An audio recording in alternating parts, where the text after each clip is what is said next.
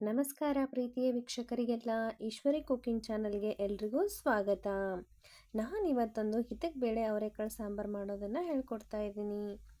ಈ ಅವರೆಕಾಳು ಸೀಸನ್ನಲ್ಲಿ ಒಮ್ಮೆನಾದರೂ ನೀವು ಅವರೆಕಾಳು ಸಾಂಬಾರು ಮಾಡಲೇಬೇಕು. ಹಾಗಾದರೆ ಹೇಗೆ ಮಾಡೋದು ಅಂತ ನೋಡೋಣ ಬನ್ನಿ. ನಾನಿಲ್ಲಿ ಒಂದು 250 ಗ್ರಾಮ್ನಷ್ಟು ಹಿತಕ್ ಬೇಳೆನ ರೆಡಿ ಮಾಡಿಬಿಟ್ಟು ಇಟ್ಕೊಂಡಿದ್ದೀನಿ. ರೆಡಿಯಾಗಿರೋದೇ 250 ಗ್ರಾಮ್ನಷ್ಟು ಇದೆ. ಹಾಗಾದರೆ ಅದಕ್ಕೆ ಬೇಕಾಗಿರೋ ಮಸಾಲೆ ಯಾವುದ್ಯಾವುದಂತ ನೋಡೋಣ.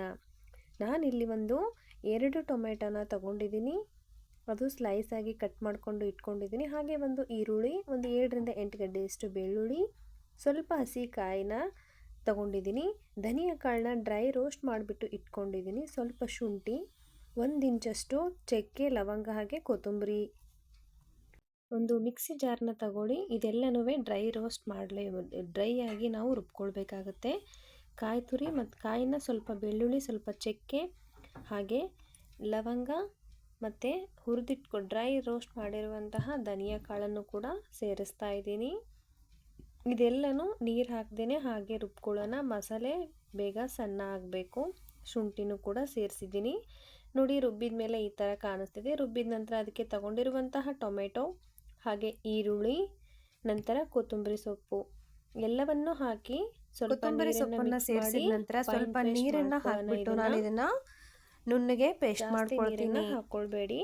ನೋಡಿ, ಇವಾಗ ನಾನು ಪೇಸ್ಟ್ ಮಾಡ್ಕೊಂಡಿದ್ದೀನಿ, ತೋರಿಸ್ತಾ ಇದ್ದೀನಿ. ನೋಡಿ, ಇಷ್ಟೊಂದು ನೈಸ್ ಆಗಿ ಪೇಸ್ಟ್ ರೆಡಿ ಆಗಲಿ.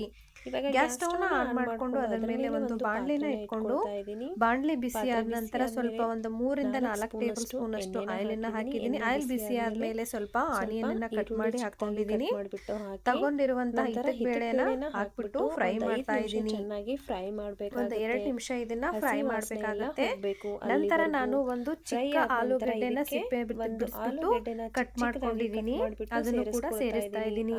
ಆಲೂಗಡ್ಡೆ ಮತ್ತೆ ಮೆಂತ್ಯ ಸೊಪ್ಪನ್ನ ಹಾಕಿ ಮಾಡೋದ್ರಿಂದ ಸಾಂಬಾರಂತೂ ಸೂಪರ್ ಆಗಿರುತ್ತೆ. ಇವಾಗ 1 ಕಟ್ಟು ಮೆಂತ್ಯ ಸೊಪ್ಪನ್ನ ತಗೊಂಡಿದ್ದೀನಿ. ಚೆನ್ನಾಗಿ ವಾಶ್ ಮಾಡಿ ಚಿಕ್ಕದಾಗಿ ಕಟ್ ಮಾಡಿಕೊಂಡು ಹಾಕೊಳ್ತಾ ಇದ್ದೀನಿ. ಇದನ್ನು ಕೂಡ ಹಸಿ ವಾಸನೆ ಹೋಗೋವರೆಗೂ ಚೆನ್ನಾಗಿ ಫ್ರೈ ಮಾಡಬೇಕಾಗುತ್ತೆ. ಸೊಪ್ಪನ್ನ ಸೇರಿಸಿ ಸಾಂಬಾರ್ ಮಾಡೋದ್ರಿಂದ ಒಳ್ಳೆ ಆರೋಮ ಬರುತ್ತೆ. ಸಾಂಬಾರ್ ಪ್ರಿಪೇರ್ ಮಾಡ್ಬೇಕಾದ್ರೆ ನಿಮಗೆ ಆರೋಮದಲ್ಲಿ ಗೊತ್ತಾಗುತ್ತೆ. ನೋಡಿ, ಇವಾಗ ನಾನು ಚೆನ್ನಾಗಿ ಇದನ್ನ ಫ್ರೈ ಮಾಡ್ಕೊಂಡಿದ್ದೀನಿ. ಇವಾಗ ರುಚಿಗೆ ತಕ್ಕಷ್ಟು ಉಪ್ಪನ್ನ ಆಡ್ ಮಾಡ್ಕೋತೀನಿ. ನಿಮ್ಮ ರುಚಿಗೆ ಅನುಸಾರವಾಗಿ ನೀವು ಉಪ್ಪನ್ನ ಹಾಕೊಳ್ಳಿ. ಉಪ್ಪನ್ನ ಹಾಕಿದ ನಂತರ ಮತ್ತೆ ಇದನ್ನ ಅದೇ ತರ ನಿಧಾನ ಉರಿಯಲ್ಲಿ ಫ್ರೈ ಮಾಡಬೇಕಾಗುತ್ತೆ. ಯಾವುದೇ ಕಾರಣಕ್ಕೂ ಗ್ಯಾಸ್ ಫ್ಲೇಮ್ನ ಹೈ ಮಾಡ್ಲಿಕ್ಕೆ ಹೋಗಬೇಡಿ. ನೋಡಿ, ಈ ತರ ಫ್ರೈ ಮಾಡ್ಕೊಂಡು ಮಾಡೋದ್ರಿಂದ ಸಾಂಬಾರ್ ಪರಿಮಳ ಇನ್ನೂ ಜಾಸ್ತಿ ಆಗುತ್ತೆ.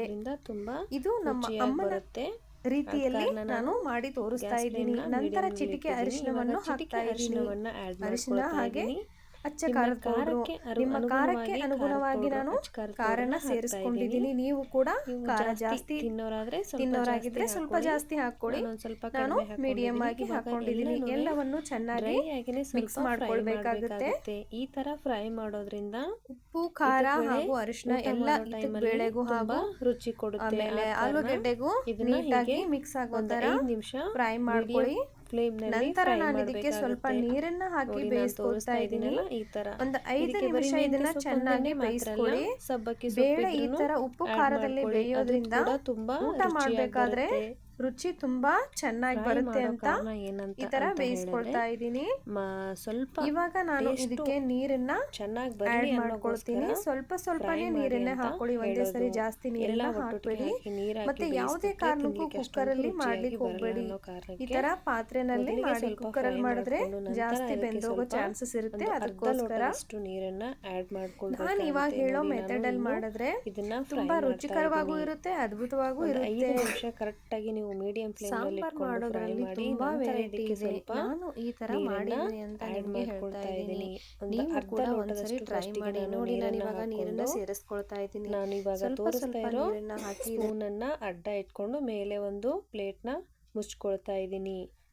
ಯಾಕೆ ಸ್ಪೂನ್ ಅಡ್ಡ ಇಟ್ಕೊಂಡಿದ್ದೀನಿ ಅಂದರೆ ಉಕ್ಕು ಬರಬಾರ್ದು, ಫುಲ್ ಕವರ್ ಮಾಡಿಬಿಟ್ರೆ ಅಂತ ಅನ್ನೋ ಕಾರಣಕ್ಕೆ ಆ ಥರ ನಾನು ಪ್ಲೇಟ್ನ ಕವರ್ ಮಾಡಿದ್ದೀನಿ. ನೋಡಿ, ಇವಾಗ ಬೆಂದಿದೆನಾ ಅಂತ. ಆಲೂಗೆಡ್ಡೆ ಮತ್ತು ಬೇಳೆ ಎರಡೂ ಕೂಡ ಚೆನ್ನಾಗಿ ಬೇಯಬೇಕು. ಇದು ಇನ್ನೂ ಸ್ವಲ್ಪ ಇನ್ನೂ ಸ್ವಲ್ಪ ಬೇಯಬೇಕಾಗಿರೋ ಕಾರಣಕ್ಕೆ ನಾನು ಮತ್ತೆ ಸ್ವಲ್ಪ ನೀರನ್ನು ಹಾಕ್ಕೊಂಡು ಅದೇ ಥರ ಇದನ್ನು ಕ್ಲೋಸ್ ಮಾಡ್ಕೊಳ್ತಾ ಇದ್ದೀನಿ. ಯಾವುದೇ ಕಾರಣಕ್ಕೂ ಕುಕ್ಕರ್ನಲ್ಲಿ ಮಾಡಲಿಕ್ಕೆ ಹೋಗಬೇಡಿ. ಈ ಥರ ಓಪನ್ ಪಾತ್ರೆಯಲ್ಲಿ ಮಾಡೋದ್ರಿಂದ ಆರೋಮ ಚೆನ್ನಾಗಿ ಬರುತ್ತೆ, ರುಚಿ ಕೂಡ ತುಂಬ ಚೆನ್ನಾಗಿರುತ್ತೆ. ನೋಡಿ ನಾನಿವಾಗ ಮತ್ತೆ ಅದು ಕುದೀತಾ ಇದೆ. ಆಲೂಗಡ್ಡೆ ಮತ್ತು ಬೇಳೆ ಬೆಂದಿದ್ದೇನೆ ಅಂತ ಚೆಕ್ ಮಾಡ್ಕೊಳ್ತಾ ಇದ್ದೀನಿ. ನೋಡಿ ಬೇಳೆ ಕೂಡ ಬೆಂದಿದೆ. ಆವಾಗಲೇ ರೆಡಿ ಮಾಡಿ ಇಟ್ಕೊಂಡಿರುವಂತಹ ಮಸಾಲೆಯನ್ನು ಇವಾಗ ನಾನು ಸೇರಿಸ್ಕೊಳ್ತಾ ಇದ್ದೀನಿ. ನೀರು ನೋಡಿಕೊಂಡು ಹಾಕ್ಕೊಳ್ಳಿ. ಜಾಸ್ತಿ ನೀರು ಹಾಕಿದ್ರೆ ತುಂಬ ನೀರಾಗುತ್ತೆ. ಫಸ್ಟಿಗೆ ನಾನು ಮಿಕ್ಸ್ ಮಾಡಿಕೊಂಡು ನೋಡ್ಕೊಳ್ತಾ ಇದ್ದೀನಿ. ಇನ್ನೂ ನೀರು ಬೇಕು ಅಂತ ಅನ್ನಿಸ್ತಾ ಇದೆ. ಅದೇ ಮಿಕ್ಸಿ ಜಾರ್ಗೆ ನಾನು ಸ್ವಲ್ಪ ನೀರನ್ನು ಹಾಕ್ಕೊಂಡು ಪೂರ್ತಿ ಮಿಕ್ಸಿ ಜಾರ್ನ ಸ್ವಲ್ಪ ಅದರಲ್ಲೇ ಅದೇ ನೀರಲ್ಲೇ ಕ್ಲೀನ್ ಮಾಡಿಬಿಟ್ಟು ಹಾಕ್ಕೊಳ್ತಾ ಇದ್ದೀನಿ. ನೋಡಿ ಇಷ್ಟೇ ಸಾಕು ನಮಗೆ, ಇಷ್ಟೇ. ಇನ್ನೂ ತಿಳು ಬೇಕಂದರೆ ಇನ್ನೂ ಸ್ವಲ್ಪ ನೀರನ್ನು ಹಾಕ್ಕೊಳ್ಳಿ, ಮಂದ ಬೇಕಂದರೆ ನೀರನ್ನು ಹಾಕ್ಲಿಕ್ಕೆ ಹೋಗಬೇಡಿ. ಮತ್ತು ಅದೇ ಥರ ಸ್ಪೂನನ್ನು ಇಟ್ಕೊಂಡು ಕರೆಕ್ಟಾಗಿ ಒಂದು 10 ನಿಮಿಷ ಬೇಯಿಸ್ಕೊಳ್ಬೇಕಾಗತ್ತೆ. ನೋಡಿ ಬೇಯಿಸ್ಕೊಂಡ್ಮೇಲೆ ಇಷ್ಟು ಚೆನ್ನಾಗಿ ಕಾಣಿಸ್ತಾ ಇದೆ. ಆರಾಮ ಕೂಡ ನಿಮ್ಮ ಮನೆ ತುಂಬ ಹರಡುತ್ತೆ, ಅಷ್ಟು ರುಚಿಯಾಗಿರುತ್ತೆ, ಅದ್ಭುತವಾಗಿರುತ್ತೆ. ಎಲ್ಲರೂ ಕೂಡ ವಿಡಿಯೋ ನೋಡಿರೋರು ಒಂದ್ಸರಿ ಟ್ರೈ ಮಾಡಲೇಬೇಕು. ಬನ್ನಿ ಹಾಗಾದರೆ ಬಿಸಿ ಬಿಸಿಯಾದ ಚಿಲ್ಕ ಅವರೆಕಾಳು ಸಾಂಬಾರನ್ನ ಟೇಸ್ಟ್ ಮಾಡೋಣ. ಪ್ಲೀಸ್ ಎಲ್ಲರೂ ಇದನ್ನು ಟೇಸ್ಟ್ ಮಾಡಿ, ಟ್ರೈ ಮಾಡಿ. ನೀವೇ ಹೇಳ್ತೀರಾ ತುಂಬ ಅದ್ಭುತವಾಗಿದೆ, ರುಚಿಯಾಗಿದೆ ಅಂತ. ಯಾರ್ಯಾರು ಇನ್ನೂ ಈಶ್ವರಿ ಕುಕಿಂಗ್ ಚಾನಲ್ನ ಸಬ್ಸ್ಕ್ರೈಬ್ ಮಾಡ್ಕೊಂಡಿಲ್ವೋ ಪ್ಲೀಸ್ ಸಬ್ಸ್ಕ್ರೈಬ್ ಮಾಡ್ಕೊಳ್ಳಿ. ನಿಮ್ಮ ಫ್ರೆಂಡ್ಸ್ ಹಾಗೂ ಫ್ಯಾಮಿಲಿಗೆ ಶೇರ್ ಮಾಡಿ ಅಂತ ಹೇಳ್ತಾ, ಇಷ್ಟೊತ್ತವರೆಗೂ ಯಾರ್ಯಾರು ಈಶ್ವರಿ ಚಾನಲ್ನ ನೋಡಿದ್ದೀರಾ ಎಲ್ರಿಗೂ ಧನ್ಯವಾದಗಳು. Thank you.